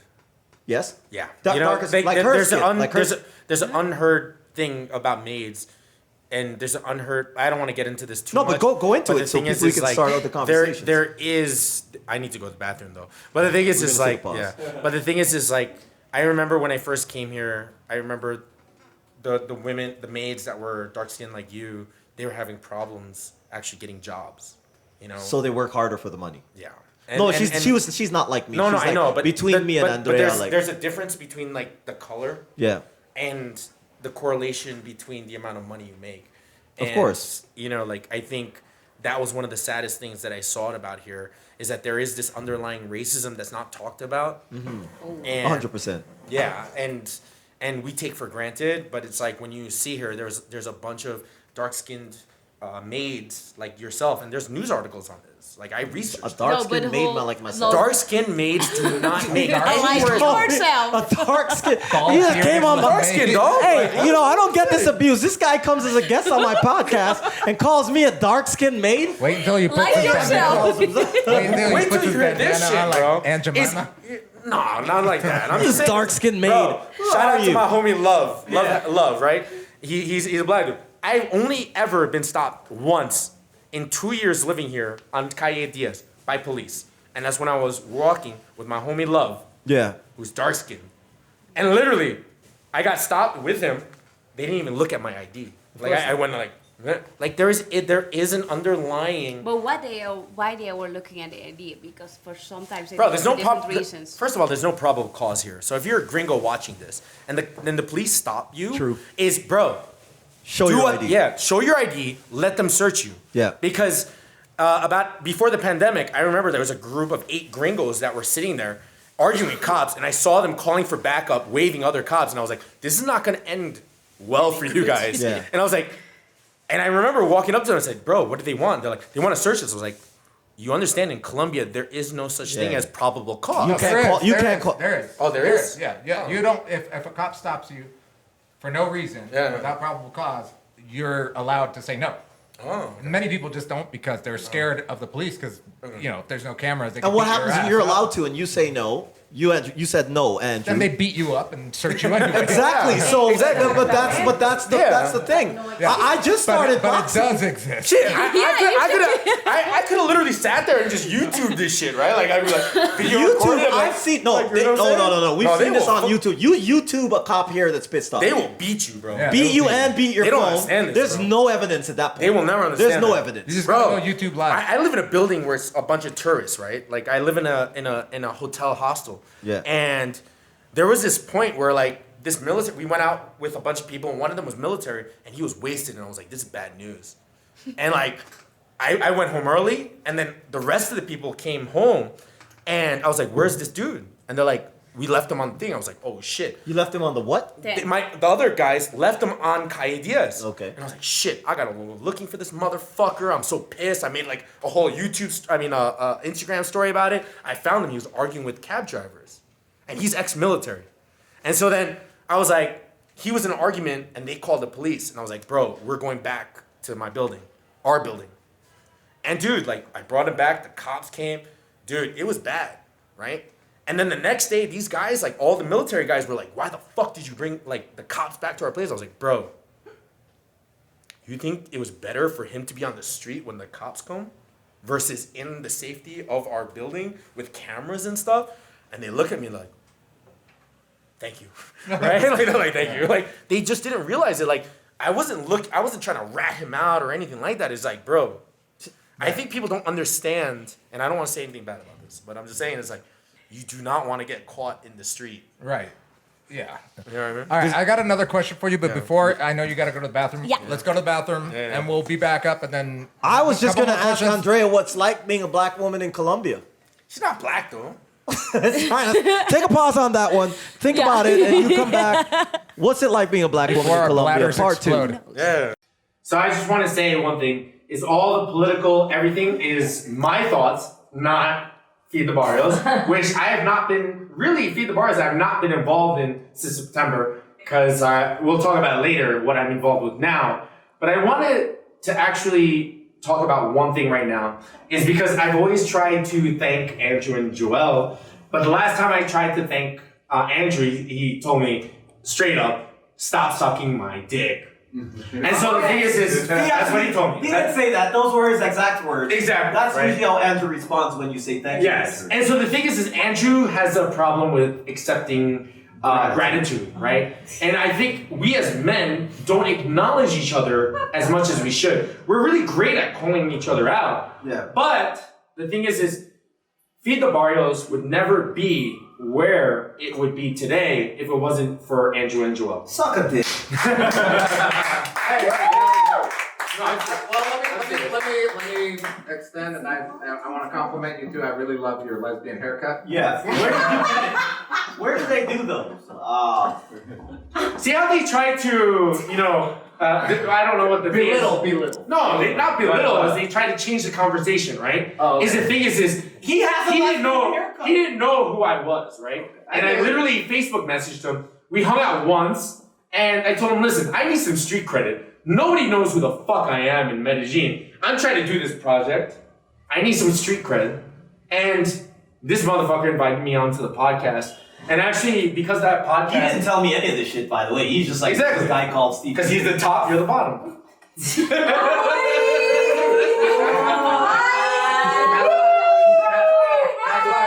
why he's got Coca-Cola in his fridge. So the original thing is I literally said, I really want, I think none of you have, maybe some of you have seen the past podcast that we originally did, and they invited me on not knowing who I was, some fucking gringo amarillo talking some bullshit, right? And then I remember on that podcast, one of the most important things is that Joel goes, hey Andrew, why are we doing shit? And look what they have accomplished, man. You know what I mean?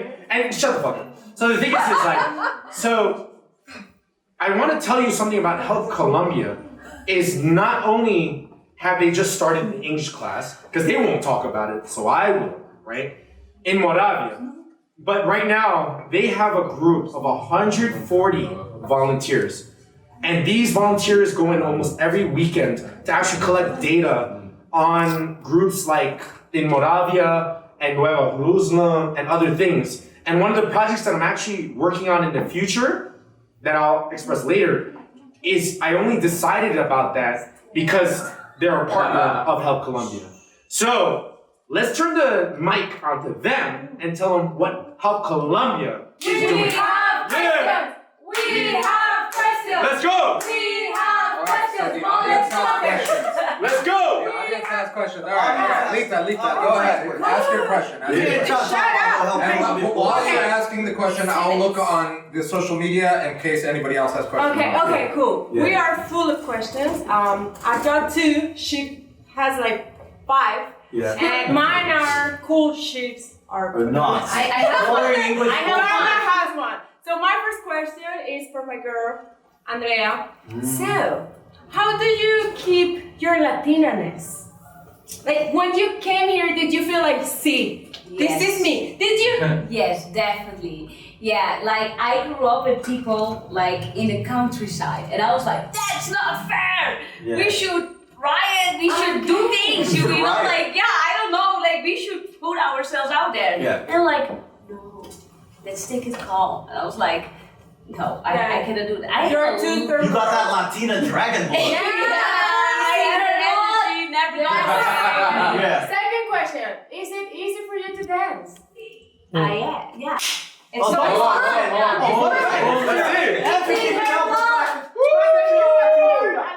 Okay, twerk it.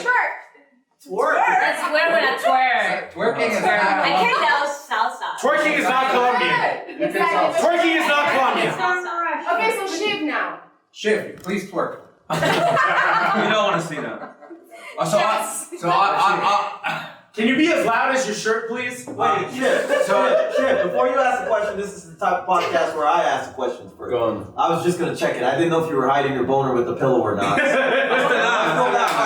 You're surrounded by 4 women. Let's go. Ask it, Chip. So I have a question for one each. I'll start with Andrea. I wrote it down. So I just picked up on a point you made before. You're talking about, with your saying about volunteer tourism, and I agree with a lot of what you said. But at the same time, and a lot of people don't do volunteering for the right reasons, but do you ever think there's a way that you can involve people who don't live here and still go through the same kind of checks, the interview, the background check, and if they're serious about it and they won't mind, maybe you can do stuff with a big donation is compulsory, that obviously would help you guys. I went to another foundation last month, and one of the girls put some stuff on her Instagram stories. She wasn't like a big influencer or anything, and she raised $1,500 in 24 hours. So obviously that was a big help. Yeah. She lives here on and off. So is there another way that you could maybe not necessarily change it, but I get your question. I get your question. Yes, there is. Like always when a person comes to one of the projects we have, I'm always asking like, okay, what do you want? Do you just want to be there for one day and to see what we are doing? That's fine, you know. But you're never gonna be without any supervision of me or someone I trust. If she has the intention, like, hey, I want to do fundraising, bienvenidos, welcome. Because she has her network, and in a business kind of way, I need to make use of her network, of course, because I would be stupid if I do not do it.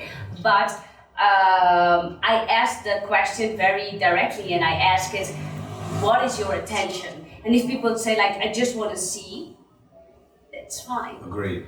But never ever without any people I trust, because if I have one chisme, if I have one gossip, I can close my doors. You kill that bitch. Yeah. And I don't want to do that. And I need to, it depends. It's also my gut feeling. Yes, it is my gut feeling. I need to see like if it's beneficial for us or is it beneficial for them. And when it's only beneficial for them and they do not want to do anything else, maybe not. Maybe I'll lose the chance. That's my loss. Yeah. So you tell them, no, I'm sorry, you can't come. Or Yes, what do you say? because we normally have a minimum of 4 weeks that you are gonna participate in our projects. A minimum of 4 weeks. Yes. That's excellent. Yeah, because it's not a zoo. Can I answer that question? Break that, Joel! Because Can I answer that question? Influencers! So the thing is like, let's be real, right? Like, the thing is I respect her a ton and everything like this. But the thing is on the first podcast we did, is Joel asked me the question, how come you're not in the videos? That's one of the questions if you go back to our first podcast. Yeah. Yes. And what I've noticed over the last 18 months is if I'm not in the videos, if I'm not sitting there fucking parading or doing some bullshit, you know what I mean? It's not about raising money, it's about accountability. It's about accountability, bro. It's like when I sit here and I'm working on a big project and I told our team, it's like I have to be the face of it, is because it's not only, I'm not gonna take 100% credit for it, but I will take 100% responsibility exactly. for it. I say that to our team also, and they don't want to hear a word I'm saying. Yeah. I keep saying, put yourself out there. And back to the thing about the haters, and I asked you this again, it's the matrix. Yeah. Well, I mentioned it on other episodes before. Anybody could come on YouTube, Instagram, wherever, Facebook, shit on me all they want. Where's your opinion? What do you stand for? I'm standing behind everything I say right now. And if I say something that I fucked up by mistake, I'm gonna ask for an apology for it. My slogan on Facebook is, if you do not stand for anything, you fall for everything. You're just stealing slogans all over. I'm stealing. You act like the Dutch invented like the American slogans and stuff. Okay, I get it. You know what I mean? You are right though. You are right. Well, that leads me to the question that I wanted to ask you before we took our break is, how do you guys raise money for your projects? Steve, you kind of alluded to it, but the thing is bro, I sit there like a fucking clown, right? On my social media. Thank everybody. Sit there and fucking do my fucking song and dance for people. And literally what you don't see behind the closed doors is I send them spreadsheets. I send them everything that I need to send them so that they understand it. And a lot of my friends tell me, Steve, we don't need it. We trust you. I'm like, bull fucking shit. The moment I stop sending you these videos, right? You're gonna stop donating. And the thing is, for example, is people don't understand the intricacies of it. I raised a bunch of backpacks for Help Colombia. But the time we got it was November. They didn't get distributed to February. So what people don't see is me updating the donor every 2 weeks on what's going on. Of course. You know what I mean? And that's why people trust me. And I'm difficult to work with. I'm hard to work with. You don't say. You know what I mean? I am. Really? I am. But is we're not trying to leverage our personal networks, is we're trying to go on a public network. Yeah. And the thing is I think one of the most detrimental things that one of our team members said to us is everybody knows that we're 97.6 effective.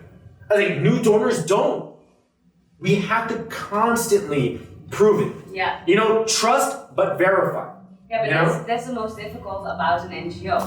Like people, they think they can ask like, oh, but I want my whole dollar to be put in that. And I'm like, okay, but how do you think the website's coming online? People are organizing it. That's a challenge you face. People ask you to put. Whoa. It's not a challenge I face. Like people, they think they can ask everything, and I'm like, do I ask everything? Oh, how much do you earn? Hold on one second. No, Hold like- on one second. She's absolutely correct, right? But what people don't realize about Help Colombia is they actually, Andrew and Joel subsidize a lot of the employees, subsidize a lot of the people that work for Help Colombia. I know this because I access it. They're too humble to say this shit. But I know this for a fucking fact. Yes or no? Yes or no? Yeah, we have. Done. And so the thing is so the thing is for a new NGO That yes, doesn't have it's- any money, yes, right? That it is very reaching difficult, out to right? companies. Yeah, No, to people. what I try to say is like, I don't like those questions because From donors. yeah, yeah, it's I not even like right. it. Like, but do I ever like some people like, oh, and Andrea, how much do you get out of this? I'm like, That's none of your. That's none of your this, business. you believe in the cause I'm working for, Yeah, yeah. and you see the things I'm doing Oh, wait, because people I actually message you and ask you that before they donate. Dutch people are No. crazy. Dutch people are crazy. we are very direct, but Dutch they do people are not. crazy. They do not do that. They Yeah. do not do that. So let that cheese me out of the way. Yeah, yeah. But people are sometimes like, but for example, I want my $10 to be 100% to this. I'm like, Yeah, yeah. and that is crazy because you can never do that. Even Yeah. if I want to, there is needs transportation. I am living fucking up in the But hill. the thing where is, they but are- the thing is like I we can support you on that. Is that the thing is like for me is I didn't like the reason why we're able to keep a 97.6 food efficiency is because I have private donors that actually pay for our transportation, that pay But you eventually don't for tell our everybody administration. that, No, yeah. I do. We keep Okay. it public, right? I've always kept it public. I said I have a donor that donated $700 for logistics costs, and I want to say this wholeheartedly in a way that the audience doesn't take this the wrong way. Is scientific donors, right? People that understand charity know that if you have paid employees, minimum, you have a 7x better result than just having course. volunteers, right? And so the thing is, course, yeah. there are people, and Charity Water, right, is the best organization that set the standard, is they have donors that donate to administrative costs, and then public donors that donate to the actual cause. To the projects, yeah. Exactly, because and that's the future. And I believe that, Exactly. and we believe that too, Yeah. and I think that's why we believe in full transparency, Yeah. like showing, like, you're donating this, but we're also paying for this, that, and the other, on top of the I'm project. gonna stick up in there for a second because everything is full. It's a full. full It's circle. connected. Yeah. Watch. We talked about. I asked you guys about the haters. I talked about the Airbnb thing for a reason. So, the people that shit on people for renting their properties for $2,000 a month, right? The people that shit on other people for doing their business, the people that shit on foundations or like that talk that stuff, there's only one thing there. They've never ran a business. They've Exactly. never ran a business. You've never run a business. let There's alone, no- let alone a non-profit. You never ran a business. Yeah, because if a lawyer, for example, asks for, okay, you want my advice for an hour? That Yeah. costs you this much. Yeah. I went to fucking university. I have knowledge. But if I want to do something, then it's certainly I need to do everything for charity? Come on, guys. But hold on. Can No. I say, well, you have amazing results as volunteers in Colombia. And the thing is like, when we talk about certain organizations, I don't want to name them, but there are certain organizations in Medellin that are about to have big law firms join their board, Yeah, right? yeah. And they're offering to do Yeah. free services for their law firm. And the thing is it's outside box thinking, right? Is we as a collective need to start thinking of things, right? It's like when we sit here and I sit here and see a fire in Nueva Jerusalem, and I'm sitting here, people are like, oh, they need bed sheets, they need pillows. I'm like, this is a year ago or a year ago. I'm like, hostels, hotels, and whatever, right? And the thing is What do you mean? What do you mean by that? Them? What do you mean by hostel hotels? I missed that. Who has the most bedding? Okay. Hostels, hotels. So you reach out to them to donate. Exactly. No, but who's the ones reaching out to them? Nobody. But what I more mean is that like for a lawyer or for an accountant or anything, it's like, okay, you ask something, you get something in return, but directly there is like, Okay, so you know, I'm like, gonna answer that. And I am, because I am fully running my organization, and I am thinking like, yeah, we should give props to the people who do it. Like for example, the big organizations, there's a lot of hate against them. Sometimes, oh, this guy earns so much. I'm like, but why? But Why you are deserve to hating? make money as a person that runs a charity. But the thing is I'm gonna tell you this, is I lived in a hostel hotel, and bro, when I started Feed the Barrios, there was a rumor circulating that I was doing Feed the Barrios to fucking money launder. So imagine walking in a building where all the 40 people are fucking sitting there saying, I'm starting this as money laundering. But right? is it not their shortcoming? Like, Yeah, I didn't didn't give a even fuck. bother. Did I stop? No. No. I don't give a fuck. Like, people used to come up to me and gossip, and I was like, so what do you think of that person for saying this shit about me? He's a piece of shit. Done. Don't need to hear about it. But what I'm trying to say is, ask these guys right here, right? Do you have a lawyer right now, let's not name him, that will help you pro bono? Probably.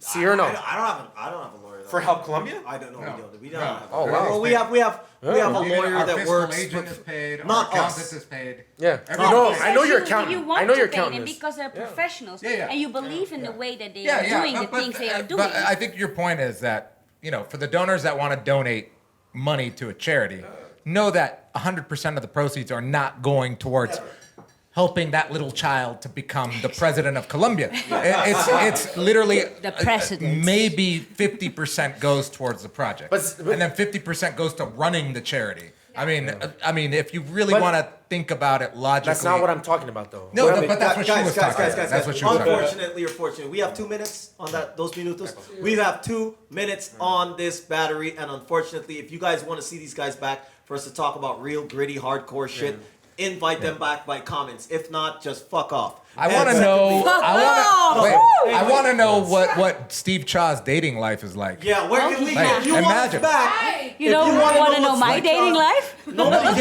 cares about your giant only Dutch one person. boyfriend. Big foot walking around, man. You nobody care about. Yeah. Hey, we got Cheers. 2 minutes to cut this off. Cheers, everyone. All right, thank you guys for so much joining. coming out here. I love all of this. Thank you, episode number 62. Thank you. All right, we'll be back next week with another episode. Thank you. See you guys tomorrow. Bye bye. We had questions. Hey, grabamos esta sexy. But you can still ask him. I want to Isn't that know. sexy? I still want to know, even without the camera, even without anything. I want to know them. Yeah. What other questions? I'm gonna tell you is I'm gonna support you in building that aspect of it. Okay. Because the thing is bro, I'm telling you this is. But I this know- is what I was telling Mess too. I got one. I got one. You and I can't picked one. run a charity if you're. Hey, I if didn't you say that. Hey, No, I you hate did. when I'm saying people because mention you Help asked. Colombia and they call my name. I was telling Mess. I Like, fucking hate that. this is What your the hell profession. do I You do? deserve to get paid. But can we shut off the cameras? Because I want to say what I need No, to well, say. you need to say it's all live. I know it's Nothing shut live, off. Nothing- but I don't want to nothing blast shut out people's names and shit. Well, then just So say. I want to hear fucking- questions. what's the question? Really? Sheriff, what's your question, brother? Okay, so mine. Okay, give me. Wait, Chip, wait. Let's do this proper. Let's do this proper. He Give me a lost second. his cue This is again. part of what I did prior to helping Colombia. Go ahead. Chip. So my next question was for Steve. So the name of your foundation is called Feed the Barrios, and obviously giving food out, especially during the pandemic, is completely understandable. People were absolutely starving, and what you guys do is great. But what would you say to someone who asked you, for example, about giving food as maybe a short-term fix? Yes. And there are potentially other ways to not use all of the money, but some of the money. I know you gave tablets or something a few months ago. I'm not sure exactly that story, but like Andrea was talking about gender equality. I know Help Colombia have done some kind of events as well, and experiences. I think they went roller skating. We did. They taught some people who went to go and work for, I think it was Tigo, Christmas parties and other stuff, as well as donating food. So they combine those things together. I actually spoke about this on the first podcast. Is I absolutely hate giving food. You know what I mean? Like I don't want to do that, right? And I told them that I would find someone to replace me so that I could work on Educate the Barrios, right? And that's what I said in April of 2020. And that's what I've been focused on. And I think this is the platform to actually say it is, I'm building a motherfucking school. Woo! And inherently, there's a lot of problems with it. And with food, it's just a one-day thing. It's what people don't realize about education. That is a minimum 18-month commitment with each child. And my problem with every education program is they say, we've educated 1,000 kids. How many people have actually graduated that program? And the thing is I've actually, I'm actually like, this is a little secret, but the thing is I'm actually about to, I have 3 of the biggest poker vloggers, and we're gonna start a campaign actually called the School Poker Built. And one of my pitches to them was, in all my research in the last 6 months, it just seems like that the graduation rate of children in programs is less than 10%. So it pains me to say this, but I have to be honest with donors and say that it's less than 10%, and my goal is to reach 40% graduation. But No, but because we have an educational program Yeah, already absolutely. with Volunteers in Colombia and Niños de Futuro. I really want to say like they are awesome. So we already have that, but we are more beyond giving English classes. You need to understand those children normally are home without any adult vision. So 70% of children, a child's education is actually not affected. Like 70% of the variables affecting a child's education is not to do with their school and the teachers. So 70% is actually to do with their family life, their nutrition, their housing, and those things. And that's what we've all been talking about, is attacking those 4 things at the same time. Yeah, It's- and I think what I see with the English classes is like you give the attention to someone, and you cannot imagine that a 7-year-old girl or boy is telling me like, "Hey, thank you for giving me that attention for 1 hour," and that breaks literally my heart because, like, 90% the father is not around, can be any reasons, and sometimes the mom is there, but she needs to work her ass off like 80 hours, so she's also not always there. So who is there? You know, like, and it's not about the English classes because I don't, like, at the end of the day, of course I want to be the pro in English, but it's not gonna happen.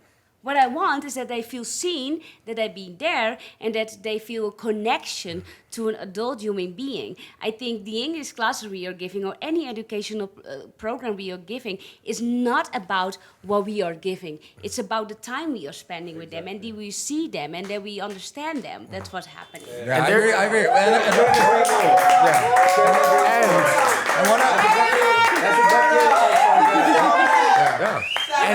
And one of the things that we work on as far as like Help Colombia, when we started giving out groceries, we had to take a step back because we ran into the problem where we were giving groceries to like the same people. They were fighting, etc. There were criticisms within the same neighborhoods where we were giving out food. So we're like, okay, we need to make some sort of an impact that's sustainable. Yeah. So we saw, for example, what Fundación Conciencia is doing in Nueva Jerusalén with the community kitchen. And that's where I'm building the school. The community kitchen, like a community garden.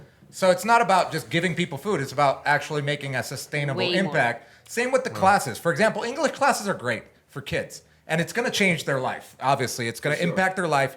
Going in and teaching English to these little kids that literally live in shacks is going to make a big impact in their life.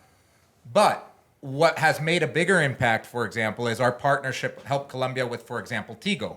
Tigo's No, the but biggest. you do yourself too short. No, I wanted to. Techo. Wait, can I? Wait, Let me let jump me in. just finish. Okay, you go. Yeah, sorry. Go. So we have a partnership, for example. Like I love the fact that we teach kids and we teach adults or whatever, but I want to change their lives for the long run. So one of the things that we did was we did a partnership, for example, with Tigo, where we taught adults, or we teach adults, the basics of computers. We're talking about these adults that the only job they've ever had was either recycling on Or the slinging street coke. or slinging drugs on the street, selling drugs on the street.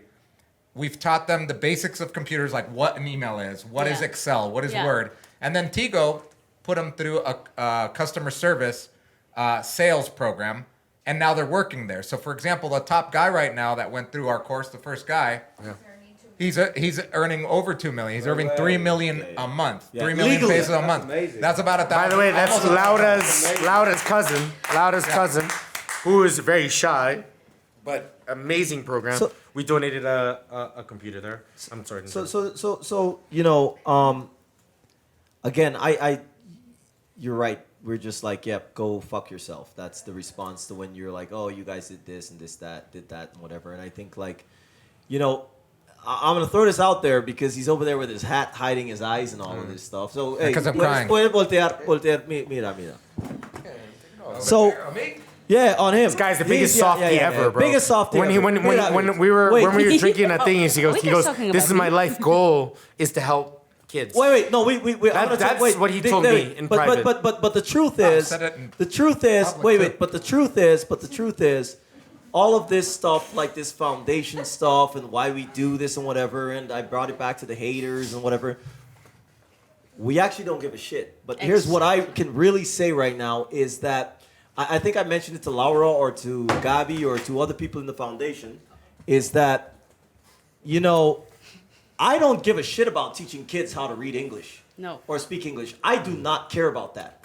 I care about business and teaching people business and teaching people how to grow and that type of stuff. But then I look over at Andrew, who's my business partner, in an English class, and I'm like, holy shit. Like honestly, and he doesn't actually know this right now, but I'm like, this guy he's serious about this shit. Like, he was serious about just letting them say the word, hi, the sentence, hi, how are you? I'm not about that. I don't know that, but for all of us, we're doing this for a reason. I'm not doing this for notoriety. I'm sure as hell, Andrew's not doing this for notoriety, and neither are Andrea, or I don't even know what this guy's name is. Steve. But the truth is, we all have our own reason. And for a lot of Exactly. times, we can't admit what that reason is, and we can't articulate what that reason is. But Andrew, who I've known for 10 years, I saw what his reason was literally 3 weeks ago, and I'm like, holy shit. I'm so jealous of the fact that he can come in here. He's like this. He's like, say ice cream, and I'm like, what the fuck? I don't want to tell a kid say ice cream. I have no need for that. And no, but for real. But I want to say Yeah. something. I want to say something. Wait, I apologize. Go ahead. Yeah, you know, like I'm going to say something. besides the fact that you were doing that, and that's great. What do you remember of your when you were in college? Do you remember the person who taught you the this and this method or or mathematics? Or did you knew that person, when you needed that attention, gave you attention? 100%. Like I of course, we are all 100%. about education, and I think we are doing a great job. But I remember, for example, my sports teacher who came to me when my grandpa died and said, like, hey, are you fucking okay? Yeah, I was yeah. like, no, I'm not. Yeah. She was like, I already noticed you were a little bit off. I'm like, I know. And I was not a little bit off, I was big time off. big time off. And the fact that she ever mentioned that to me, that important. still is in my brain. Not the way that she learned me how to, I don't know how the things are going, head roll or anything. No, that doesn't. And I think we should understand that we are way much more Than that. And of course, I like that they are, but you are much more than that you teach them, hello, my name Andrea, is. Andrea, you're articulating, you're saying exactly what I want to say. I just didn't know how to say it. What I meant by what I was saying just now, and I said in a sort of like a joking way, is that he has the power, right, within him that I do not have. To make them remember. You what didn't this big discover giant- that. Exactly. He doesn't know it yet. But this big fucking gringo, whatever he called, a Colombian guy. No, but seriously. But no. Big softy. Big softy. Over here, I don't know. No. But I'm talking about it for real. Yeah. That he came in there and when I say this big gringo, I might be joking a little bit, but I'm serious. These kids are like this small. They're looking up to a fucking giant guy. They don't have a father. Yeah, Right? You said exactly. 80% of the fathers aren't there. 90. He's there showing up. And I'm like, he just wants to show up. I don't want to show up. I'll be honest, I don't want to show up. And he shows up. And but do for it. real, So hold on. So he's saying so what's up, right? Is I had a donor that wanted to donate 2 English teachers full time, and excitingly, I went to Andrew and Joel, and that investor, not a donor, investor, pulled out, and Andrew and Joel made it happen with Help Colombia, and one of the things was. Andrew messaged me, goes, see, I told you it would happen. And I said, bro, I knew it was going to happen, bro. Because I think one of the things that people don't realize about Andrew and Joel is if they said something, it's going to happen. And I want to tell people with Educate the Barrios, building a school is building a school.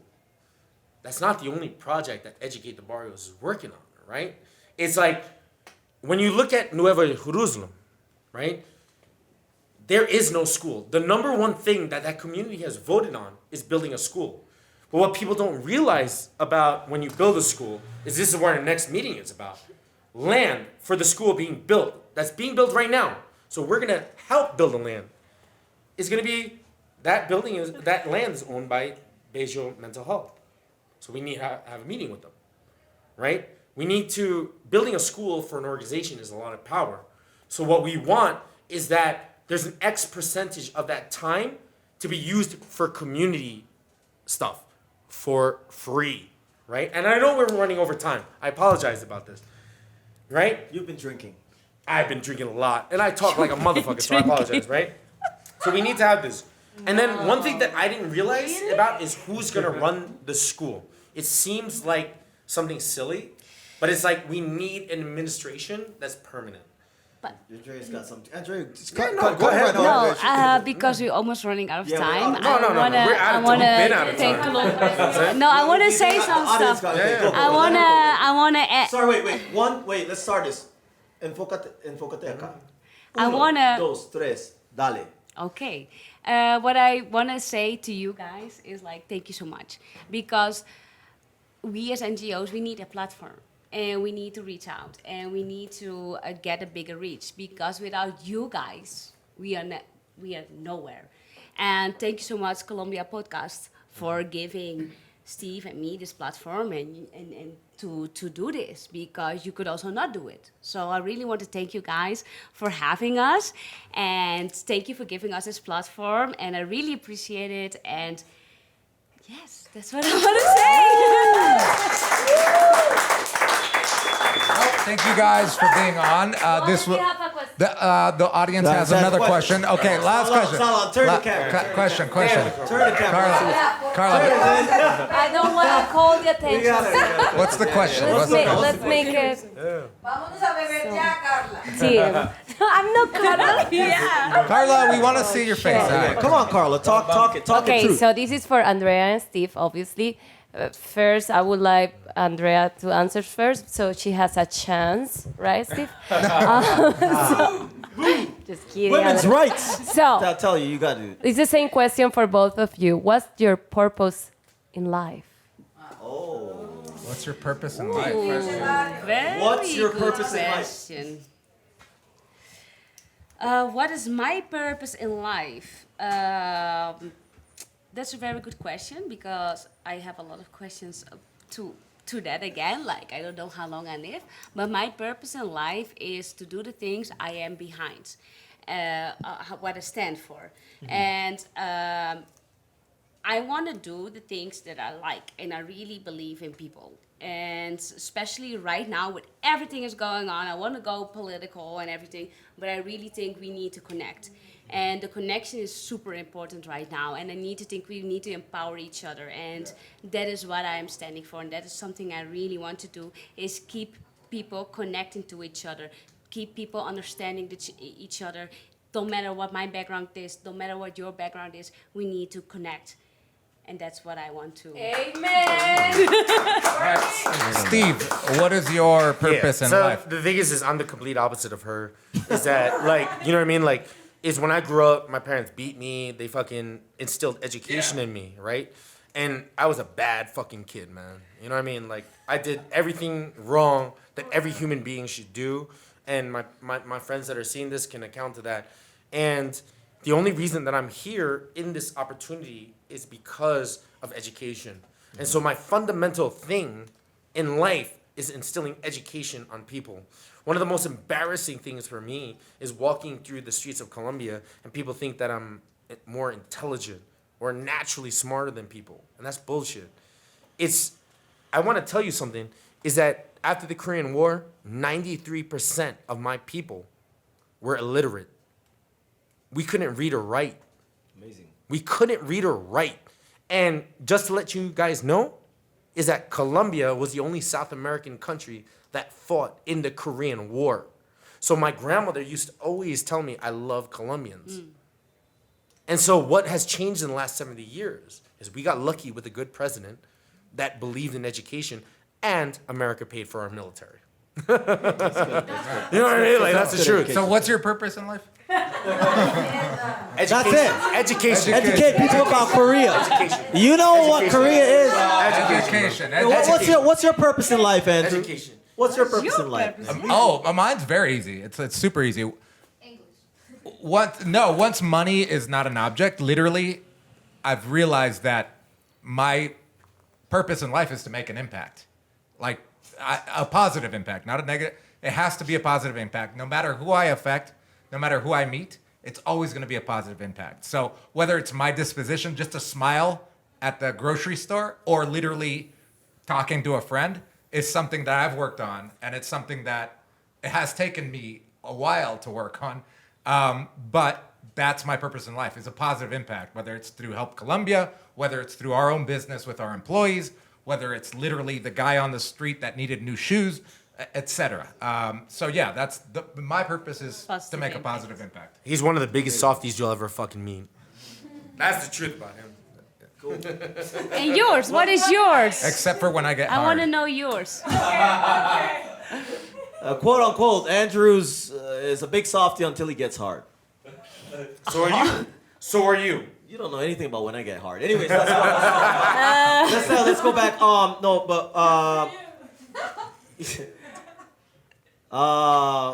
don't know. Everybody just stole my answer. I got nothing original to say. No. Explain it your ways. But to be quite honest, I talked about it earlier.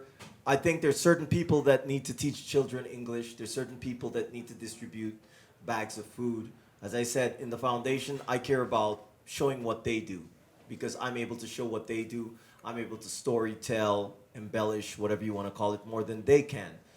So that's my job. And my job is to help people who, I think like the ultimate calling is when all of this, as Andrew said, our number one priority right now is number one, make money.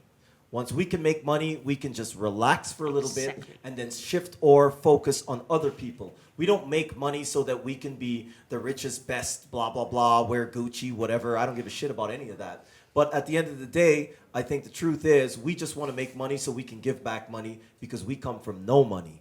I think Andrew comes from no money as far as I know. I come from no money. Steve comes from no money.